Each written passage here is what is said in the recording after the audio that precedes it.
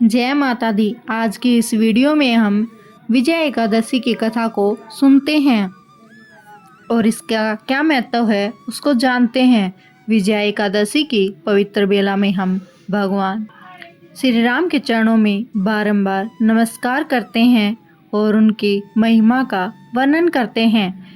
एकादशी भक्तों के पापों का नाश करने वाली और उसके जीवन में सुख शांति ले आने वाली होती है।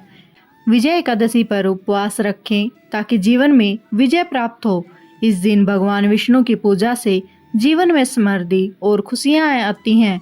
जो भक्त इस दिन उपवासी रहकर भगवान की भक्ति करता है उसकी सारी मनोकामनाएं पूर्ण होती हैं।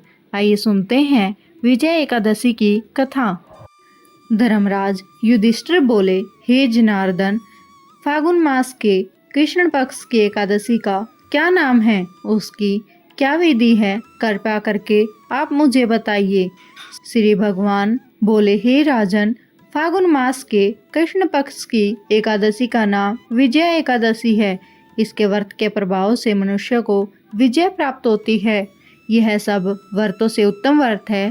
इस विजय एकादशी के महात्म्य के श्रवण व पठन से समस्त पापों का नाश हो जाता है।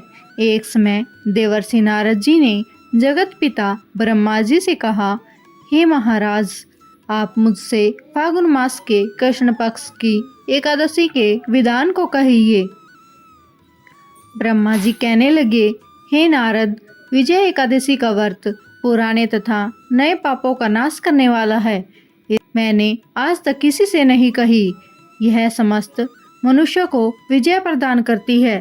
त्रेता युग में मर्यादा पुरुषोत्तम श्री रामचंद्र जी को जब 14 वर्ष का वनवास हो गया तब वे श्री लक्ष्मण तथा सीता जी सहित पंचवटी में निवास करने लगे।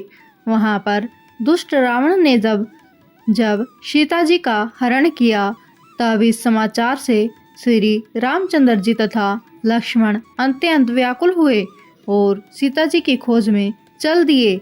घूमते घूमते जब वे मरणासन जटायु के पास पहुँचे तो जटायु ने उन्हें सीता जी का वृतांत सुनाकर स्वर्गलोक चले गए।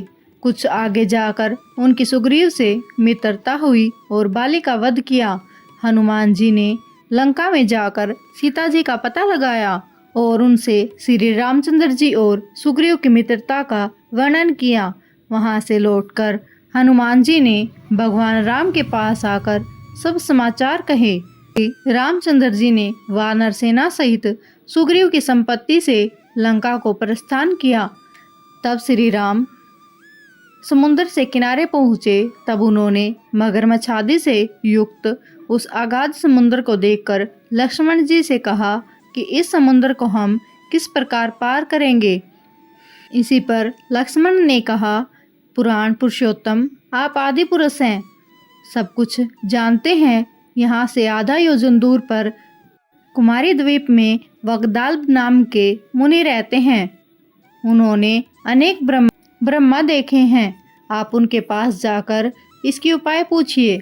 लक्ष्मण जी के इस प्रकार के वचन सुनकर श्री रामचंद्र जी ने वगदाल्ब ऋषि के पास गए और उनको प्रणाम करके बैठ गए। मुनि भी उनको मनुष्य रूप धारण किए हुए पुराण पुरुषोत्तम समझकर उनसे पूछा कि हे राम, आपका आना कैसे हुआ।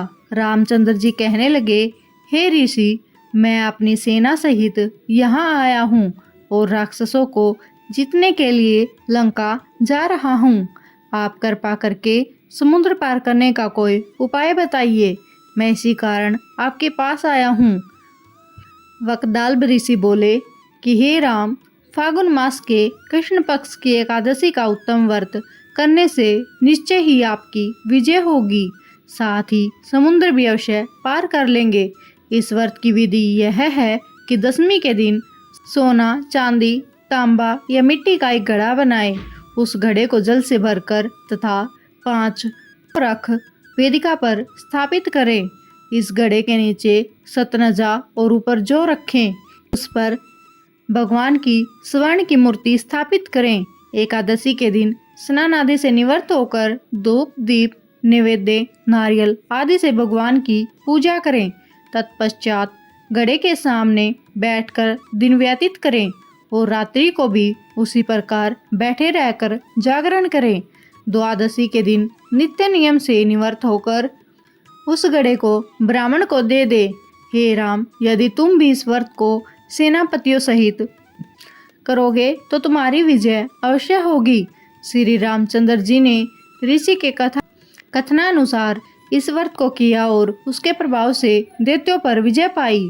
अतः हे राजन, जो मनुष्य विधि पूर्वक इस व्रत को करेगा दोनों लोकों में उसकी अवश्य विजय होगी। श्री ब्रह्मा जी ने नारद जी से कहा था, हे पुत्र, जो कोई इस व्रत के महात्म्य को पढ़ता या सुनाता है उसको वाजपेय यज्ञ का फल प्राप्त होता है।